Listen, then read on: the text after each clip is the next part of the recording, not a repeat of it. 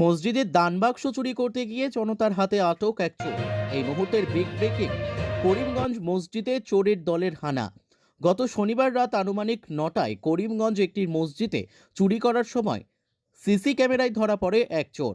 Social মিডিয়ায় viral এমন একটি ভিডিওই জানা যায় করিমগঞ্জ কচুবাড়ি এলাকার চোর। সবে আনানিয়া ফুটি মসজিদ কি জায়গা আছে মন্দির চুরি করো উজু করিয়া আমাইছি আর ওটা দাঙ্গা লাগাইন বাদে উজু করিয়া আমাইছি বা উজু করিয়া আমাইয়া উজু করিয়া দেখি যাও রে দামান